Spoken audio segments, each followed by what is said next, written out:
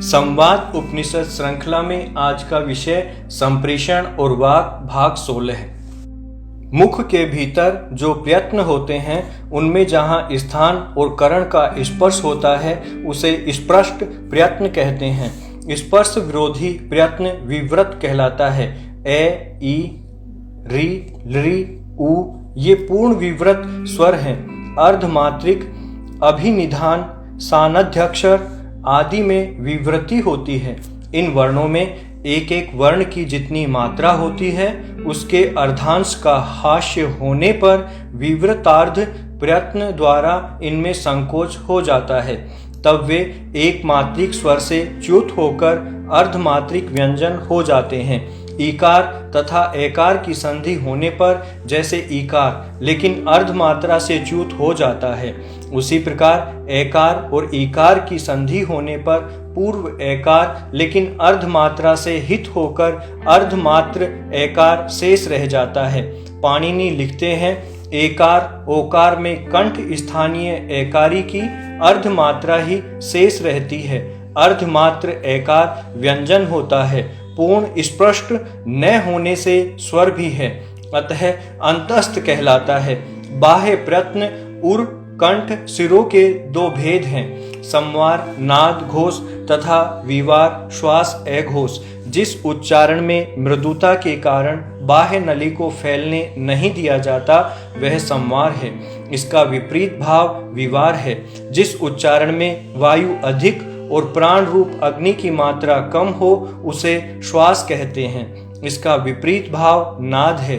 जहाँ उच्चारण में दृढ़ता के कारण प्रतिध्वनि क्षमता कम हो वह अघोष तथा इसका विपरीत भाव घोष कहलाता है। संवार नाद घोष तीनों साथ रहते हैं, अविनाभाव हैं।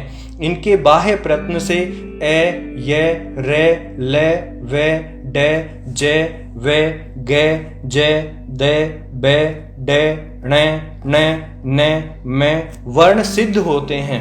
ये ही वर्ण जब विवार श्वास अघोष से युक्त होते हैं तब के, चे, टे, ते, पे हो जाते हैं। ये नासिक्य नहीं होते। ये पूर्ण स्पष्ट वर्ण यदि भीतर अर्ध स्पष्ट उच्चरित होते हैं तब श, से, श, है ऊष्म वर्ण बन जाते हैं। कै और पै दोनों है बन जाते हैं। अतः दो प्रकार के बाह्य प्रयत्नों से 34 वर्ण उत्पन्न होते हैं। इनमें शुरू के 5 स्वर ए, ई, री, लृ, उ तथा 29 व्यंजन सम्मिलित हैं। इनमें ए और हम कंठ स्थानीय, ई, च वर्ग को ये, श तालव्य, उ पे वर्ग ओष्ठ्य है, री, रे, श, टे वर्ग मूर्धन्य है, लृ, ले, से, ते वर्ग दंत्य है, के वर्ग जिह्वा मूल स्थानी, डे, णे, ने, में, रे और ले लोक भाषा में ऊष्म वर्ण हैं। वर्गों के द्वितीय और चतुर्थ वर्ण सूक्ष्म ऊष्मा युक्त हैं। हैकार यद्यपि अर्थ स्पष्ट है तथापि जिन ककारादि से इसका संयोग होता है वे पूर्ण स्पष्ट हैं, अतः इनको भी पूर्ण स्पष्ट ही माना गया है।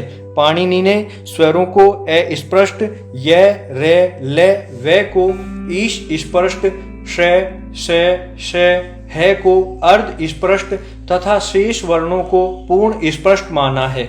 ब्रह्म के 3 भेद हैं, अव्यय, अक्षर, क्षर। इन्हीं से मन प्राण वाक कहते हैं।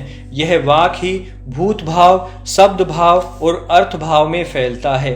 वाक रूप आकाश से ही वायु आदि भूत समूह पैदा होता है। आकाश सब में व्याप्त रहता है। यह आकाश ही आघात से कंपित होता है, वायु के आधार पर गोल तरंगे उत्पन्न करता है। यही नाद रूप में कान तक पहुंचता है, शब्द कहलाता है। इसी से शब्द रूप और अर्थ रूप सृष्टि आगे बढ़ती है। भर्तरी ने लिखा है, अनादि निधनम ब्रह्म शब्द तत्वम यदक्षरम विवर्ते अर्थ भावेन प्रक्रिया जगतो यतः। वाक तत्व ही शब्द रूप और अर्थ रूप 2 प्रकार का विनियोग है। जो सृष्टि और प्रकारभूत सृष्टि में है वे ही यहाँ भी दिखाई पड़ते हैं। जिस प्रकार अक्षर पुरुष हमारी सृष्टि का आत्मा है, उसी प्रकार यह शब्द भी, अक्षर भी वर्णों की आत्मा है। वर्ण और अक्षर भिन्न है। वर्ण क्षर पुरुष, अक्षर अक्षर पुरुष, पुरुष भेद है। वर्ण 64 है, अक्षर छोटा बड़ा 2 भेद संख्यात्मक है। वर्ण एक बिंदुआत्मक और अक्षर 9 बिंदुआत्मक है, योनि भेद। वर्ण अन्न है, अक्षर अन्नाद है, वीर्य भेद। वर्ण की प्रतिष्ठा अक्षर और अक्षर स्वयं प्रतिष्ठित है। वर्ण अक्षर के अंग है, अक्षर अंगी है। ओम में 3 वर्ण, अक्षर एक ही है। वाक भी एक अक्षर है, अक्षर में 3 अक्षर हैं। स्वर का उच्चारण काल 2 बिंदुओं का और व्यंजन का उच्चारण काल 1 बिंदु अर्धमात्रा कहा गया है। इंद्री वाक कहलाता है। बृहति 9 भाग वाले छंद को कहते हैं। अतः इंद्री वाक की व्याप्ति 9 बिंदुओं तक है। इन्हीं 9 बिंदुओं में व्याप्त अक्षर स्फोट है। इस बिंदु का अर्धमात्रा काल है। स्वर एक मात्रिक होने से उसके 2 बिंदु होते हैं। 1 से 9 बिंदुओं में स्वर का स्थान 5वां और 6ठा बिंदु होता है। अतः एक स्वर के पहले 4 व्यंजन और बाद में 3 व्यंजन जुड़ सकते हैं। इनको मिलाकर जो स्वर का स्वरूप या शब्द बनता है वह भी अक्षर ही कहलाता है। अक्षर रूप में यह स्वर 9 बिंदुओं तक व्यंजनों को आत्मसात कर लेता है। यही 9 बिंदु रूप स्फोट अव्यय है।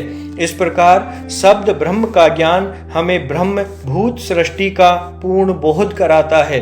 इसी में उठने वाले स्पंदनों की जानकारी माया के स्वरूप को अभिव्यक्त करती है। यही इस भाषा की वैज्ञानिकता सिद्ध करती है। सृष्टि 2 प्रकार की होती है, एक अर्थ रूप भूत सृष्टि और दूसरी शब्द रूप वाक सृष्टि।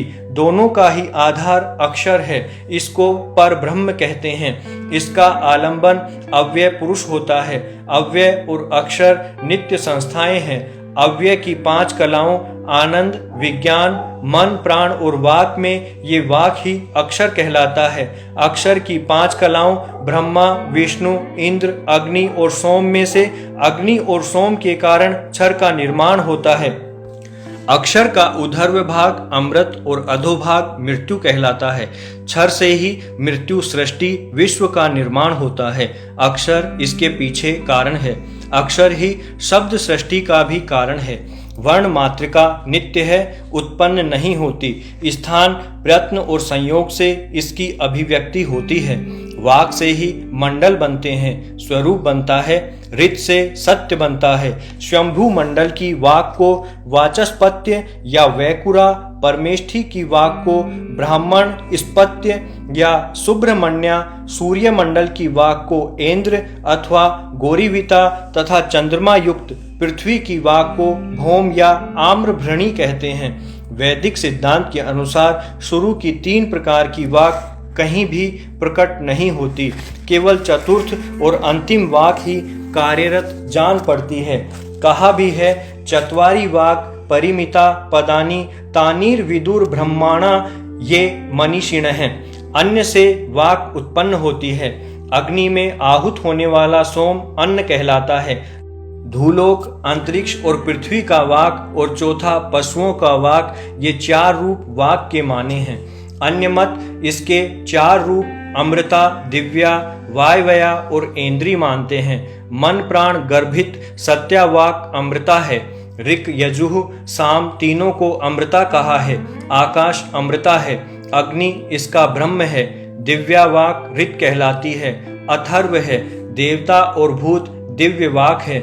इसी को सरस्वान वाक भी कहा है। दिक् सोम इसका ब्रह्म है। यह सौम्या वाक है।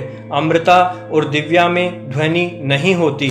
ध्वनि 2 तरह की होती है।